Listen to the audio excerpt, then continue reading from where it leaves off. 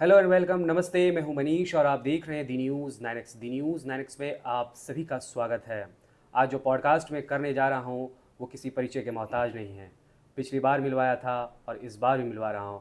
इस बार हमारे साथ गौतम सिन्हा जी हैं और जो ब्राइट करियर के चेयरमैन हैं। खैर, सबसे पहले सर स्वागत करते हैं। सबसे पहला सवाल सर, शिक्षा के क्षेत्र में कोविड के बाद जो रेवोल्यूशन हो रहा है, उस रेवोल्यूशन को देखते हुए राज्यपाल ने आपको सम्मानित किया, आपको कैसी फील हो रही है? राज्यपाल से मैं ये तीसरा सम्मान ले रहा था और उस समय ये लगा कि सच में हमने जो निर्णय लिया था कि शिक्षा जगत को आगे बढ़ाऊंगा, उसके जरिए देश और विश्व का विकास करूंगा, तो उसमें हमें सफलता नज़र आ रही थी और लग रहा था कि और भी हमें दोगुनी मेहनत करके हमको और भी सफलता के शिखर पे चढ़ना चाहिए। पिछले पॉडकास्ट में हमने बात की थी, आपने मैम के बारे में बताया था कि जब आप एक बार हार गए थे तो उन्होंने कहा था, खैर कल ही उनका बरसी था। मैम की वो बात एक बार फिर से हमारे दर्शकों को बताइएगा कि जब आप एक बार टूट गए थे तो फिर कैसे जुड़े और उसके बाद आज आप राज्यपाल से पुरस्कृत होकर सीधे हमसे मिल रहे हैं। इस बीच की जर्नी को बता दीजिए थोड़ा सा। जब मैं स्कूल खोला और अर्थाभाव से जूझ रहा था, तो उस समय ऐसा फील हो रहा था कि अब मेरे से नहीं चल पाएगा। तो ये काफ़ी प्रोत्साहित की हमारी वाइफ ममता सिन्हा जी, और प्रोत्साहित की और बोली कि चलिए क्यों नहीं हम लोग ऐसा करते हैं कि इन्हीं से 5,000 रुपया मांगते हैं और फिर लेकिन आप लौटा दीजिएगा, अगर वो मदद करते हैं तो हम लोग फिर आगे बढ़ेंगे। इस तरह से प्रोत्साहित करते रहती थी। एक बार एक अभिभावक से मिले, उनको जैसे ही ब्रोशर हाथ में दिए तो वो खड़ा हो गए और बोले कि अरे इस तरह स्कूल खुलता रहता है और बंद होता रहता है, और मेरे ही सामने ब्रोशर ब्रोशर को फाड़ के फेंक दिया। तो मैं काफ़ी टूट गया था। तो वो काफ़ी हौसला अफजाई की हमारा कि अरे ऐसे ही होता है, अभी एक आदमी न केवल ब्रोशर फाड़ा है, अभी 99 आदमी से मिलना बाकी है। तो इससे मैं काफ़ी हौसला बुलंद हुआ मेरा, और फिर दुगुने चौगुने उत्साह से मैं काम करता गया और फिर पीछे मुड़कर कभी नहीं देखा। वो आज वो इंसान कहीं पीछे होंगे लेकिन वो आज ब्राइट करियर अपनी बुलंदियों पर है। पूरी दुनिया में सर स्कूल एक ऐसा माध्यम होता है जहाँ से बच्चे सीखते हैं और टॉप लेवल पर जाते हैं। स्कूल जब चलाना शुरू किए थे उस वक्त सोचे थे कि बच्चे आईएएस बन जाएंगे, आईपीएस बन जाएंगे और फिर मिलने आएंगे। बिल्कुल। मैं खुद ही आईएएस ऑफिसर बनना चाहता था। बिहार पब्लिक सर्विस कमीशन में 1 to 20 रैंक में आना चाहता था, और उस उद्देश्य से मेरी मुकम्मल तैयारी भी थी। पता नहीं कहाँ क्या हुआ, हम नहीं कह सकते। लेकिन जब मेरे को झटका लगा कि मैं यूपीएससी का पीटी क्वालिफाई किया था और बीपीएससी फाइनली क्वालिफाई नहीं कर पाया, तो उसके पहले से ही हमारी योजना थी कि अगर गौतम तुम क्वालिफाई नहीं कर पाओगे बिहार लोक सेवा आयोग को, तो फिर तुम क्या करोगे। तो उसी दिन हमने निर्णय लिया था, अगर मैं किसी कारण से एक बिहार सरकार का या भारत सरकार का ऑफिसर नहीं बन सका, तो मैं सैकड़ों हजारों ऑफिसर पैदा करूंगा। और चूंकि हमारा सपना एक आईएएस बनने का था, तो हमें लगता था कि हम इस तरह से अपनी पढ़ाई कराएं अपने स्कूल में अपने बच्चों की कि हमारा बच्चा union public service commission IAS को क्वालिफाई करे। और आशीष मिश्रा नाम का लड़का महबूब खाटवाला पूर्णिया का क्वालिफाई किया और 52 रैंक लाकर आज पूरे भारत में परचम लहरा रहा है। अभी वो उत्तराखंड में कहीं एसडीएम के पद पे है। जी दोस्तों, हम लोग अब मीडियो के मूल पे आते हैं। पूरे देश में कोरोना के बाद एक रेवोल्यूशन हुआ, एआई आया। शुरुआत हुई चैट जीपीटी से। लोग एक शब्द लिखते थे तो 3 शब्द आता था। सर आप बताते हैं, पिछले भी पॉडकास्ट में बताया था कि बच्चों को लिखना ज़्यादा चाहिए पढ़ने के मुकाबले। लेकिन समय ऐसा आ गया कि आप एक सवाल लिख के दो, उधर से पूरा आंसर आ जाता है। तो वो बच्चे इस वक्त कैसे पढ़ाई करें, क्योंकि माहौल तो बदल रहा है। देखिए, इसी को आर्टिफिशियल इंटेलिजेंस कहते हैं। और एआई जिस तरह से भारत ही नहीं पूरे विश्व में जिस तरह से फैला है, जिस तरह का टेक्नोलॉजी एआई आया है, एआई केवल शिक्षण में ही नहीं, स्वास्थ्य में भी और प्रशासनिक व्यवस्था में भी काफ़ी हेल्पफुल है। ये एआई के थ्रू हम लोग का सबसे ज़्यादा टाइम का बचत होता है और मानवीय त्रुटियां जो पहले लिखने के काम में जो आते थे, जो लिखावटें होती थी, जो योजना बनाई जाती थी, तो उसमें काफ़ी मानव त्रुटियां भी हो जाती थी। लेकिन एआई के थ्रू हम लोग देखते हैं कि उसमें मानव त्रुटियां नहीं होती है, उसमें स्पेलिंग मिस्टेक नहीं होता है और सबसे ज़्यादा उसमें समय का बचत होता है। अगर हम जिस चीज़ को 10 से 20 मिनट में लिख पाते थे 2-3 पेज को, वो 2 से 3 मिनट में वो लिख कर आ जाता है। तो इसीलिए एआई जो है वो हमेशा शिक्षण में भी और स्वास्थ्य में भी हमेशा वो आगे बढ़ चढ़ कर काम करेगा। तो बच्चे क्या एआई को अडॉप्ट करेंगे या फिर उसी पद्धति के थ्रू पढ़नी चाहिए? नहीं, बच्चों को एआई के थ्रू पढ़ने की ज़रूरत नहीं है। बच्चों को एआई जो टेक्नोलॉजी है, तो उस टेक्नोलॉजी को जानने की ज़रूरत है कि ये है क्या और इसको कितना हम यूज करें और कितना यूज ना करें। ये हमारे स्कूल कॉलेज और जो टेक्निकल कॉलेज हैं, वहाँ के प्रोफेसर, लेक्चरर और टीचर उनको बताएंगे, उनके साथ काम करेंगे कि और उनको एक मार्गदर्शक के रूप में वो खड़ा रह कर के उसको आगे बढ़ाएंगे। और ऐसे में क्या होगी कि टीचर का भी भागीदारी होगी और एआई जो टेक्नोलॉजी है उसकी भी भागीदारी होगी और बच्चे हमारे दोनों तरफ से स्मार्ट होंगे, वो मुकम्मल जानकारी उन्हें मिलेगी। बहुत बच्चे आज के युग में जब उनसे ये बोलते हैं कि हम लोग की पढ़ाई करो और ज़्यादा लिखने पे काम करो, तो बच्चे बोलते हैं पढ़ने की ज़रूरत ही नहीं है, अब तो एक सवाल मारेंगे खट से आंसर आ जाता है, तो इतना परेशान क्यों होना है। तो जब एआई हम पर हावी हो जाएगा, बच्चों के एजुकेशन पॉलिसी पे हावी होगा, तो टीचर की महत्ता तो कहीं नहीं घट जाएगी। टीचर की महत्ता तो कभी नहीं घटेगी। टीचर तो एक गाइडलाइनर है और वो गाइड करता है और करता रहेगा। जब ये बच्चे जब एक बार एआई का यूज़ करते हैं एक क्वेश्चन या प्रॉब्लम्स को सॉल्व करने में और 2 मिनट में उसको आंसर मिल जाता है, लेकिन ये एआई के थ्रू वो कोई भी एग्जामिनेशन को क्रैक नहीं कर सकते। चाहे स्कूल के एग्जामिनेशन हो या प्रतिस्पर्धा के एग्जामिनेशन हो या किसी भी तरह की कंपटीशन हो, नीट हो, जी हो, एडवांस हो, यूपीएससी हो, बीपीएससी हो, बैंकिंग का परीक्षा हो, रेलवे का परीक्षा हो, तो ये सब परीक्षाओं में एआई की ज़रूरत नहीं पड़ेगी। एआई के थ्रू वो आंसर नहीं कर सकता है। ऐसे स्थिति में बच्चों को एआई जैसे टेक्नोलॉजी की जानकारी ज़रूरी है, ज़रूर होना चाहिए। एक स्मार्ट बच्चों के लिए, एक भारत और विश्व के अच्छे नागरिक के लिए एआई आवश्यक है, परंतु उसको एग्जामिनेशन में ये काम नहीं आएगा, इसीलिए उसे लिखना, पढ़ना, समझना पड़ेगा ही।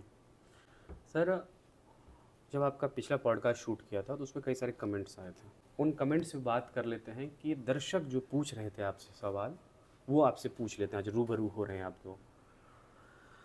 अगर कोई स्कूल खोलता है तो अच्छे टीचरों का चयन कैसे करें, इसका क्या मापदंड है? हाँ, बिल्कुल। देखिए, अच्छे टीचर के लिए सबसे पहले तो अगर कोई स्कूल खोलता है तो सबसे भारत के सबसे अच्छे नागरिक हैं जो शिक्षण संस्थान खोलना चाहते हैं। इससे बड़ा काम दुनिया में कुछ भी नहीं है। शिक्षा दान,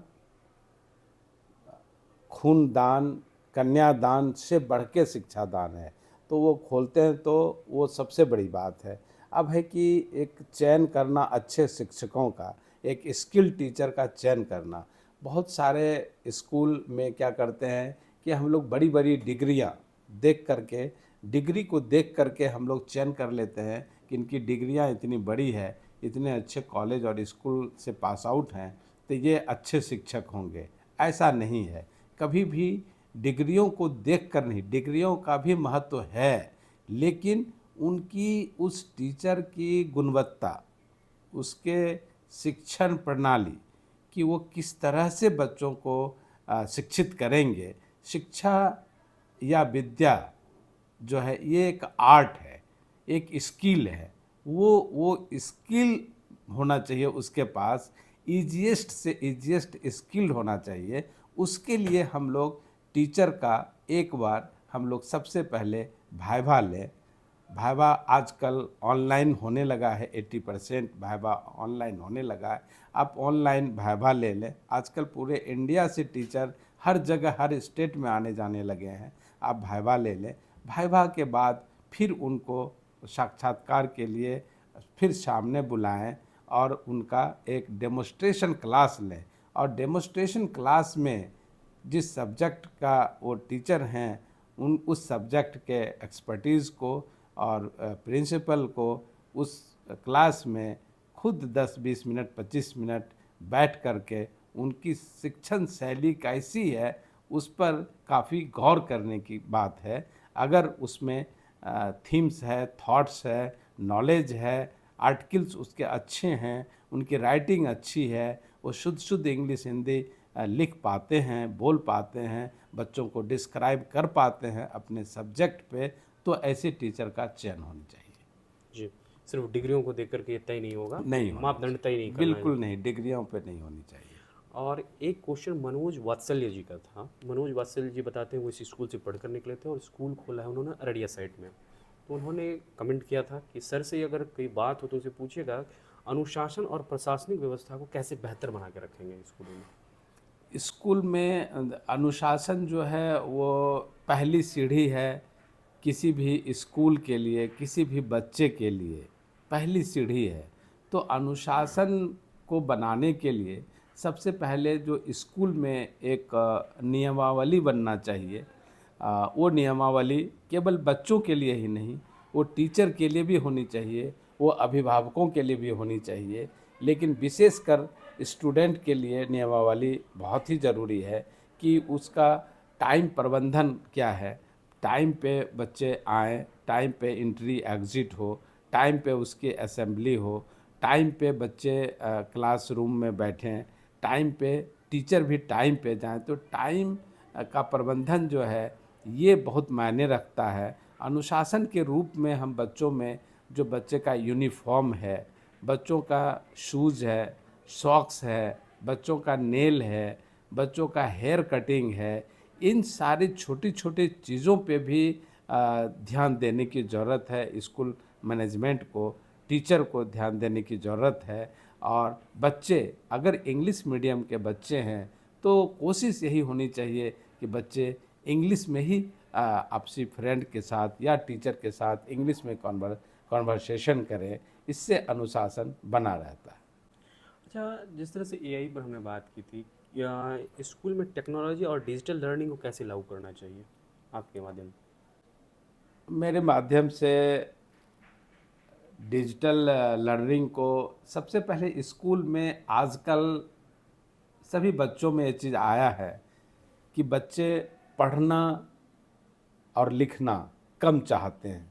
बच्चे ऑडियो विजुअल से ज़्यादा फास्ट लर्निंग करते हैं। चाहे वो कोई भी बच्चा हो, किसी भी स्कूल का बच्चा हो, किसी का बच्चा हो, वो ऑडियो विजुअल तो वो सुनकर काफ़ी शिक्षा ग्रहण करते हैं।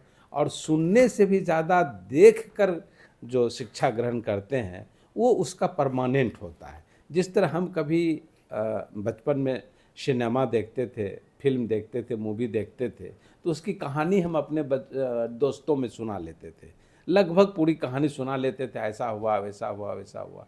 वही सेम चीज़ अगर हम स्मार्ट क्लास अपने स्कूल के क्लासरूम में लगाते हैं तो बच्चे स्क्रीन पर, आजकल टच स्क्रीन आ गया है, आजकल काफ़ी एडवांस टेक्नोलॉजी हो गया है, उस पर आप आजकल अब ब्लैक बोर्ड और वाइट बोर्ड और पेंसिल और चॉक की ज़रूरत लगभग समाप्त हो गई है।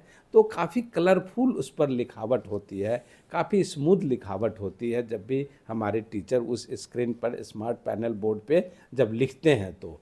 और जब उसी पर जैसे मान लीजिए कि डाइजेस्टिव सिस्टम को हम पढ़ा रहे हैं तो हम देखते हैं कि हम भोजन खाते हैं तो भोजन चबाते हैं तो भाई वो सलाइवरी ग्लैंड्स से सलाइवा निकलता है, तो पहले सलाइवा उसको पचाता है, फिर उसका हमको इसोफेगस में जाता है, तो फिर तो इस तरह का ये प्रक्रिया वो भोजन जाता हुआ फिर इंटेस्टाइन में जाता है, फिर स्मॉल इंटेस्टाइन में जाता है, फिर वहाँ बाइल जूस आता है, तो फिर कुछ पेप्सिन ट्रिप्सिन का वो एंजाइम्स का सेक्रेशन होता है। तो सारा चीज़ एज ए फिल्म टाइप से, मूवी टाइप से दिखाई पड़ता है जब बच्चों को, तो बच्चे काफ़ी एकाग्र हो जाते हैं, बच्चे कंसंट्रेटेड हो जाते हैं पूरा स्मार्ट पैनल बोर्ड पर, स्मार्ट बोर्ड पर ही उसका ध्यान रहता है, कहीं भी ध्यान उसका भटकता नहीं है। और वो टीचर जो है वहाँ पर खड़े रहती है और टीचर भी अपना डायरेक्शन देती है।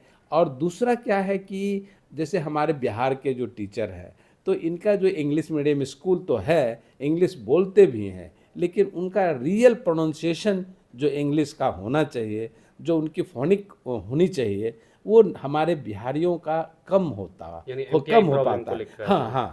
तो मदर टंग उसमें क्या इन्फ्लुएंस है को लेकर कि के। बिल्कुल बिल्कुल, तो उसमें क्या है कि स्मार्ट पैनल बोर्ड पर जब हम उस डाइजेस्टिव सिस्टम को पढ़ाते हैं, तो उसका रियल प्रोनाउंसिएशन उसमें आता है। तो सारा अगर बच्चे 40 बच्चे हैं, 40 बच्चे वो चीज़ को सुनते सुनते उनका भी प्रोनाउंसिएशन अच्छा हो जाता है। तो इस तरह से डिजिटल एजुकेशन या स्मार्ट क्लास एजुकेशन को हम लोग काफ़ी बढ़ावा दे रहे हैं। हमारे स्कूल में हमको लग रहा है कि लगभग 60 पीस लगा हुआ है, हर क्लासरूम मेरा स्मार्ट पैनल बोर्ड से सजा हुआ है। जो बच्चे, नए नए बच्चे जो पढ़ाई कर रहे हैं, उनमें लीडरशिप कैसे उभरेगी? जो डिजिटल माध्यम से पढ़ेंगे तो लीडरशिप कैसे उभरेगी? लीडरशिप का उभरना और डिजिटल चूंकि एजुकेशन का होना, ये बिल्कुल दो अलग बात है। लीडरशिप क्वालिटी एक तरह से जेनेटिक होता है, और दूसरा होता है कि हम बच्चों में जो देखते हैं कि जो ऑलराउंडर है, वो क्लास टीचर या सब्जेक्ट टीचर वो देखती है कि जो ऑलराउंडर होता है, पढ़ने में अच्छे, खेलने में अच्छे, डिसिप्लिन में अच्छे, टीचर के प्रति काफ़ी लॉयल, फ्रेंड के प्रति काफ़ी कोऑपरेटिव, है ना। तो ऐसे बच्चों में हमें लगता है कि कुछ लीडरशिप का क्वालिटी दिखता है, तो हम लोग उस बच्चों को मॉनिटर बनाते हैं, बाद में उसको प्रीफेक्ट बनाते हैं, बाद में उसको हेड बॉय बनाते हैं, हेड गर्ल बनाते हैं। इस तरह से तो उनको लीडिंग का एक वो नेचर उसमें डेवलप करवाते हैं, और उस डेवलप करके फिर बाद में वो लीडरशिप कर सकता है। स्कूल में कौन कौन से करिकुलम कराना चाहिए जो डेवलपमेंट करे बच्चों के माइंडसेट को? स्कूल में जैसे कि वो 3 तरह का, पूरे भारत में 3 तरह का कैरिकुलम चलता है। वो एक दर्शकों जानिए। एक सीबीएसई का कैरिकुलम है, एक आईसीएसई का कैरिकुलम है, एक प्रदेश स्तर पर राज्य स्तरीय कैरिकुलम है। ठीक है। और इसमें एनसीईआरटी की अहम भूमिका है। एनसीईआरटी को तीनों कैरिकुलम मानता है, तीनों ही कैरिकुलम एनसीईआरटी को मानता है। और एनसीईआरटी जो काफ़ी मानक बुक्स है हर सब्जेक्ट का, और जो भी एग्जामिनेशन, कॉम्पिटिटिव एग्जामिनेशन हो, या 10th का बोर्ड हो, या 12th का बोर्ड हो, या जी मेंस हो, या फिर नीट का एग्जामिनेशन हो, या यूपीएससी का हो। हमें याद है कि जब मैं स्टूडेंट होता था यूपीएससी का, तो ग्रेड 6 से ग्रेड 12 तक का एनसीईआरटी का physics, chemistry, bio, history, civics, geography, economics भी मैं खरीदा था ग्रेड 6 का। मैं आईएएस बनने गया हूँ, लेकिन 6 का किताब मैं खरीद करके मैं पढ़ता था। तो एनसीईआरटी इतना वैल्यूबल है, इतना वैल्यूबल है। तो उनको बेस बना करके ये तीनों कैरिकुलम ज़्यादातर इंडिया में चलता है। अब रही बात कि राज्य का बोर्ड, राज्य स्तरीय बोर्ड जो है, तो वो जिले में, राज्य में, और थोड़ा सा ये बोर्ड आसान बोर्ड है, जिसको कि आम नागरिक के बच्चे, आम आवाम के बच्चे जो आर्थिक रूप से पिछड़े भी हैं, कमज़ोर भी हैं, और या मेंटल एबिलिटी उनकी थोड़ी सी कम है अन्य बच्चों के मुकाबले, तो वो बच्चे राज्य बोर्ड को लाइक करते हैं। और राज्य बोर्ड भी, और हमारे सरकार भी अभी काफ़ी स्कूल में काफ़ी प्रोग्रेस किया है। काफ़ी हर टेक्नोलॉजी को वो भी ला रहे हैं। तब राज्य बोर्ड के भी स्कूल के छात्र छात्राएं काफ़ी अच्छा करने लगे हैं। दूसरा है अब आईसीएसई बोर्ड। तो आईसीएसई बोर्ड एक समय, जिस समय मेरा भारत आज़ाद हुआ था, तो आज़ादी के टाइम में जब ये उपनिवेश के रूप में पूरे भारत में फैला हुआ था, अंग्रेज इसको गुलाम बना के रखा था, तो छोटा छोटा उपनिवेश बना हुआ था। तो उसमें क्या था कि जो बाहर से एंग्लो इंडियन वगैरह थे, जिसको हम लोग बोलते हैं, या विदेशी लोग थे, तो इन्होंने इस तरह के बोर्ड को ज़्यादा अपनाया, इंग्लिश को अपनाया। तो आईसीएसई के जो सिलेबस है वो थोड़ा सा भाषा पे आधारित है। वो लैंग्वेज एंड लिटरेचर पे उसकी पकड़, आईसीएसई बोर्ड का लैंग्वेज और लिटरेचर पे बहुत अच्छा पकड़ है, इसमें कहीं दो मत नहीं है। लेकिन कालांतर में धीरे धीरे जब हमारा देश और विकास की ओर आगे बढ़ा, विकासशील रहा, तो धीरे धीरे ये फेमस हुआ वो सीबीएसई बोर्ड। ठीक है, सीबीएसई बोर्ड जो तीसरा बोर्ड हम बोल रहे हैं, ये सबसे ज़्यादा भारत में फेमस हुआ। ये बोर्ड क्या किया कि आईसीएसई के बनिस्पत इस का कैरिकुलम फ्रेम जो बनाया सीबीएसई, वो काफ़ी इजी बनाया। इंग्लिश को भी इन्होंने इंटरैक्टिव इंग्लिश बनाया, इंग्लिश को भी इन्होंने इजी बनाया। जबकि आईसीएसई में थोड़ा क्लिष्ट इंग्लिश थी, जैसा कि हम लैंग्वेज लिटरेचर की बात किया, तो इसको थोड़ा सा इजी बनाया।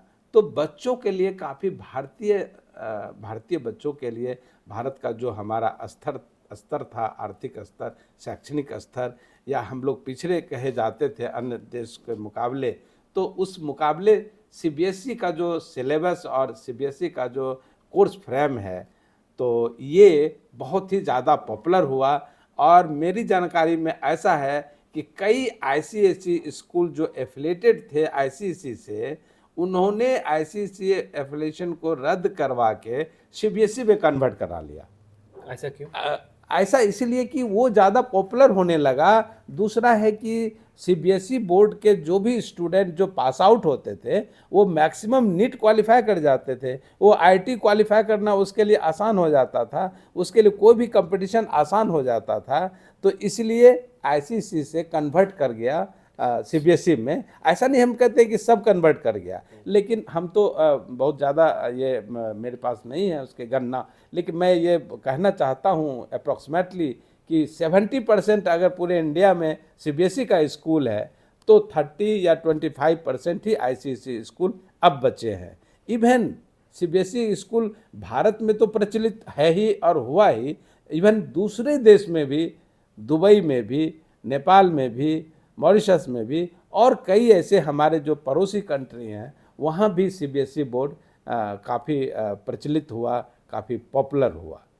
जी, एक क्वेश्चन और ऑडियंस का था, जो लोग छोटे कस्बों में हैं या गांव में हैं, वो लोग आपकी वीडियो को देखे, उन्होंने बताया क्या कि अगर हम स्कूल यहाँ खोलना चाहते हैं तो किन परिस्थितियों का सामना करें और फंडिंग कैसे जुगाड़ करें? बिल्कुल, कोई भी कस्बा क्षेत्र में अगर छोटा शहर में, अनुमंडल या ब्लॉक लेवल के बाज़ार में, कस्बा में, गांव में अगर वो स्कूल खोलना चाहते हैं, तो सबसे पहले 2-4-5 बातों पर ध्यान देने की ज़रूरत है कि स्कूल खोलने के लिए सबसे पहले आपको एक रजिस्टर्ड ट्रस्ट या सोसाइटी आपको बनानी होगी।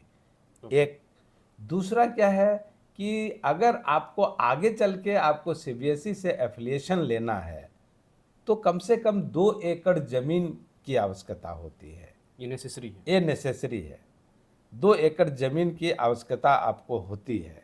ठीक है, इसके बाद आप वो उस ज़मीन का आप निबंधन, मोटेशन वो सरकार से वो करा लें। इसके बाद फिर सीबीएसई का जो नॉर्म्स है, सीबीएसई के नॉर्म्स के आधार पर आप बिल्डिंग बनाएं। ठीक है, दूसरा है कि अब है कि वो ज़मीन कहाँ होनी चाहिए, तो ये कहीं ऐसा नहीं है कि यहीं होनी चाहिए, लेकिन ज़मीन अगर मेरे हिसाब से कि अगर मार्केट से जहाँ आवाज़ होती है उससे थोड़ी अगर दूरी पर हो, जो ग्रीन क्षेत्र है, हरियाली है, जहाँ प्रदूषण मुक्त जगह है, जहाँ की आवाजाही का साधन अच्छा है, परिवहन की सुविधा है, अभिभावक अपने बच्चों को आराम से वहाँ ले जा सकते हैं, पहुँचा सकते हैं, तो ऐसे जगह पे स्कूल खोलना चाहिए। दूसरा है कि आप किस लेवल का स्कूल खोल रहे हैं, आपका लेवल क्या रहेगा स्कूल का, उसकी फ़ी का लेवल क्या होगा, तो वहाँ उस लोग बाग का, उस ब्लॉक या उस अनुमंडल के लोगों का कि आय किस तरह की है, उस तरह के आय वाले उस जगह पर उस तरह के आय वाला स्कूल खोलना चाहिए। एक दूसरी है कि 2 एकड़ ज़मीन के साथ साथ हमने सोसाइटी बताया, इसके बिहार सरकार से एनओसी लेना पड़ता है। एनओसी लेने से पहले आपको सीबीएसई के नॉर्म्स में स्कूल बिल्डिंग बनाना है, छतदार बिल्डिंग बनाना है। उसमें आपको science lab, physics, chemistry, bio lab, कुछ लैंग्वेज लैब भी आजकल कंपलसरी है, और एक एडवांस लाइब्रेरी होना चाहिए, ठीक है, और उसका प्रिंसिपल चैम्बर होना चाहिए, क्लासरूम का साइज होना चाहिए।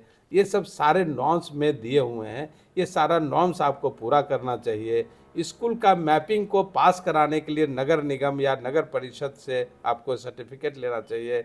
आपको हॉस्पिटल से एक अच्छा पानी, स्वस्थ पानी आप पिलाते हैं, उसके लिए आपको एक सर्टिफिकेट चाहिए। अग्निशमन से आपको एक सर्टिफिकेट चाहिए कि हाँ, और बिल्डिंग के चारों तरफ कम से कम 10 से 12 फीट जगह छोड़नी चाहिए कि अगर कभी खुदा न खास्ते अगर स्कूल में कभी अग्निकांड हो गया तो अग्निशमन का जो गाड़ी है वो चारों तरफ से घूम पाए, तभी आपका स्कूल बिल्डिंग का नक्शा पास होगा, तब आप स्कूल बना सकते हैं। स्कूल बनने के बाद फिर आपको बिहार सरकार से एक एनओसी लेनी पड़ेगी, नो ऑब्जेक्शन सर्टिफिकेट, जो शिक्षा विभाग देती है कि हाँ ठीक है, आप सब कुछ पूरा करते हैं सारे नॉर्म्स को, तो इसीलिए आप स्कूल खोल सकते हैं।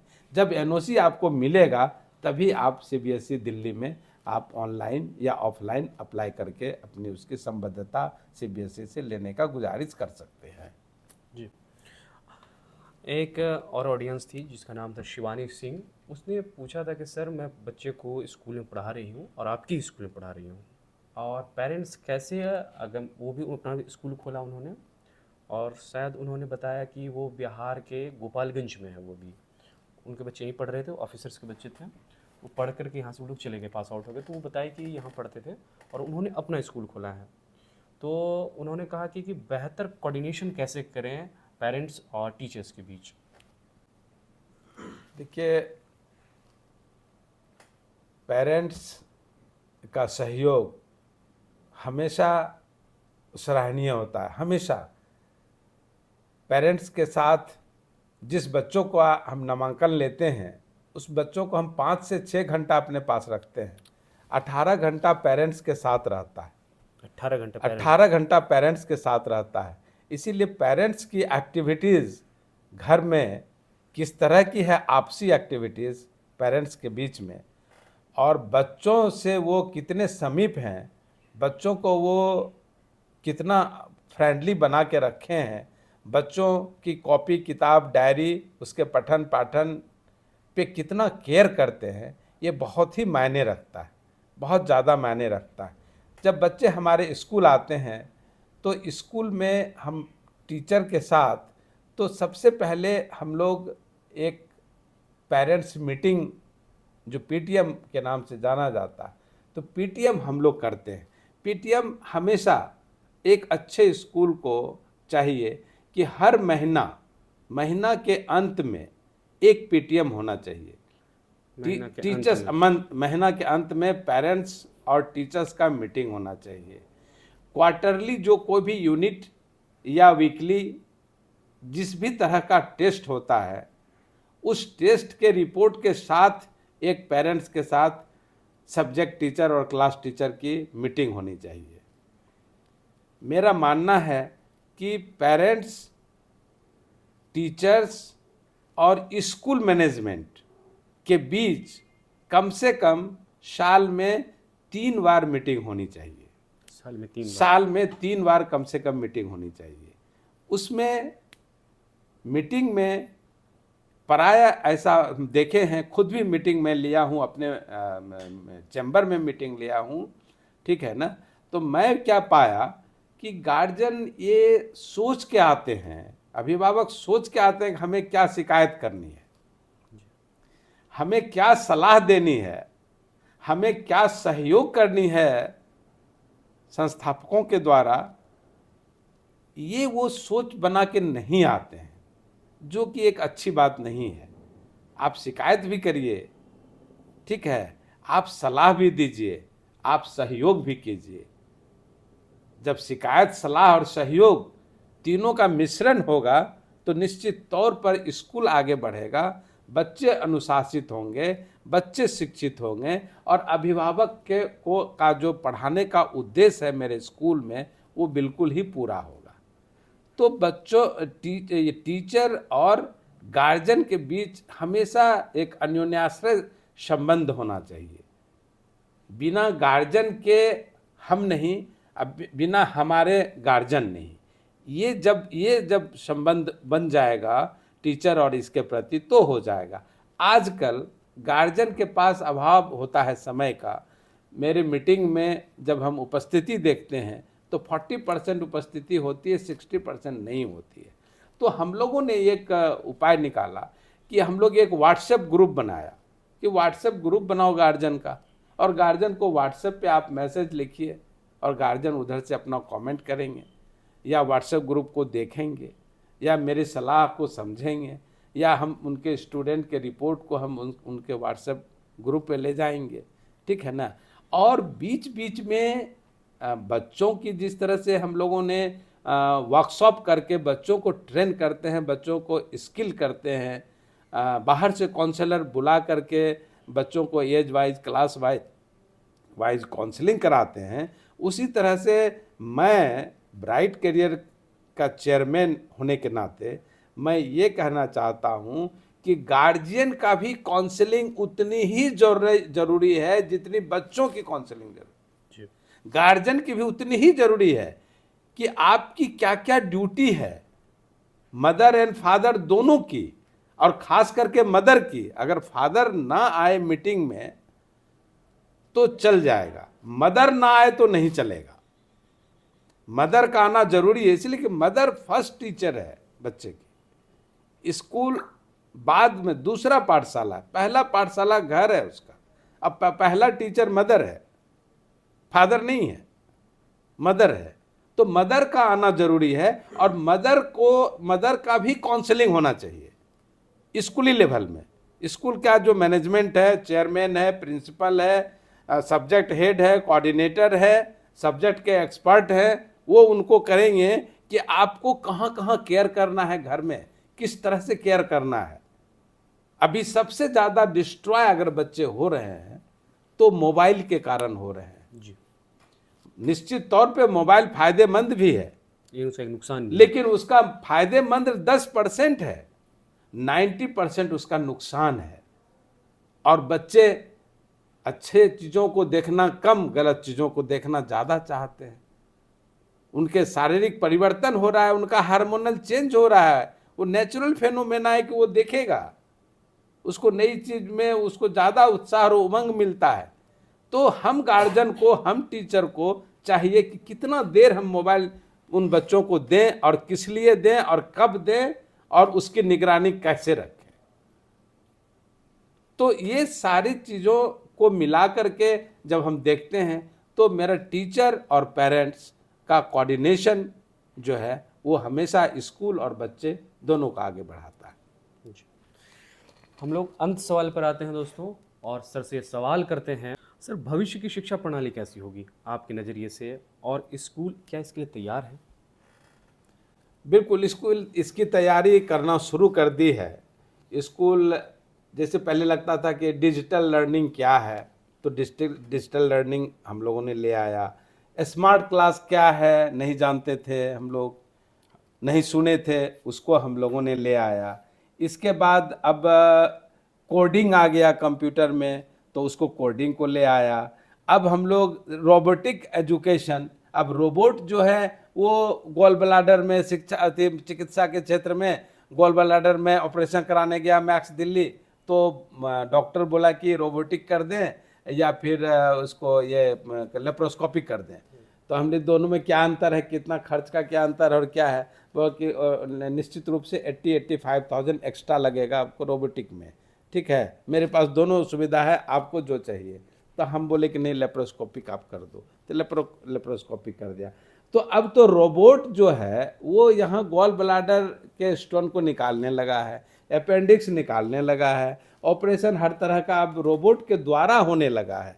मन हमारी चिकित्सा प्रणाली इतनी एडवांस हो गई है, वो सेम चीज़ शिक्षा प्रणाली में भी हो गई है। अब रोबोटिक एजुकेशन आ गया है, अब रोबोट जाएगा, वो क्लास लेगा, करेगा। ठीक है, शिक्षक के निर्देशन में सब चीज़ होगा। ठीक है, ये बच्चों के लिए काफ़ी नया चीज़ है, तो बच्चे काफ़ी नई नई चीज़ों को सीखना चाहते हैं। वो काफ़ी बच्चे चाहते हैं कि भाई ये क्या है रोबोट, ये ऐसा क्या वैसा, तो काफ़ी एक्साइटेड रहते हैं, वो काफ़ी कंसंट्रेशन उनका बनता है। और वो चीज़ उनका परमानेंट, उनकी परमानेंट संपत्ति हो जाती है। वो बुद्धि विवेक या जो भी स्किल होते हैं वो परमानेंट स्किल बन जाता है उसका, और जिससे कि एक नया भारत, नया विश्व बनने में काफ़ी सुविधा होगी। ये नई एजुकेशन प्रणाली या ये डिजिटल एजुकेशन प्रणाली जो आ रही है, या जो भी एआई आ रहा है, अब एआई आ रहा है, एआई के साथ भी क्लास में एआई पर पढ़ाई होगी, एआई के द्वारा काम होगा, एआई के द्वारा कई तरह का डाटा लिया जाएगा। एआई जो है होमवर्क चेक करेगा। एआई हमसे होमवर्क चेक करने में हो सकता है कहीं पर कोई मिस हो जाए, मानवीय भूल हमसे हो सकती है हमारे शिक्षक से, लेकिन एआई से भूल नहीं होगी। एआई से भूल नहीं होगी, और वो एकदम शॉर्ट टाइम में 50 कॉपी को वो 10 मिनट में चेक करके रख देगा, और हमारे टीचर को 50 कॉपी चेक करने में 3 दिन लगेगा। तो ये सारा चीज़ तो जिस तरह से मॉडर्न होता जा रहा है, जिस तरह से स्मार्ट और डिजिटल होता जा रहा है, उसको हम लोग अडॉप्ट करते जा रहे हैं। हम ये बता रहे हैं कि 2 से 3 साल के अंदर हमारे हर बच्चे जिस तरह से कॉपी किताब बैग में लेके आते हैं, उस तरह से टैब लेके आएंगे। मैं गौतम सिन्हा ये बोल रहा हूँ कि 2 साल के अंदर ब्राइट करियर के सारे बच्चे के हाथ में टैब होगा। अब टैब पे पढ़ाई होगी, टैब रहेगा उसके पास।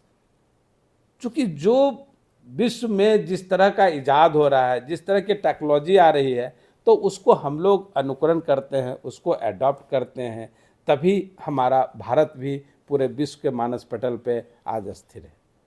वरना नहीं तो हम जैसे पिछड़े थे वैसे पिछड़े रहते। बहुत बहुत शुक्रिया। बहरहाल दर्शकों, आपको हमारा ये पॉडकास्ट कैसा लगा, आप अपनी राय हमारे कमेंट बॉक्स में ज़रूर दें। और इतने बेहतरीन ढंग से गौतम सिन्हा सर ने हमें बताया, और एआई की जो नई परिस्थिति बनेगी उस पर भी बताया, इसके लिए बहुत बहुत शुक्रिया सर। थैंक यू, शुक्रिया। अगर आप हमारा ये वीडियो फेसबुक पे देख रहे हैं तो फेसबुक पेज लाइक कर लें। अगर आप हमारा ये वीडियो यूट्यूब पर देख रहे हैं तो यूट्यूब चैनल दी न्यूज़ 9X को सब्सक्राइब कर लें। शुक्रिया। शुक्रिया मनीष।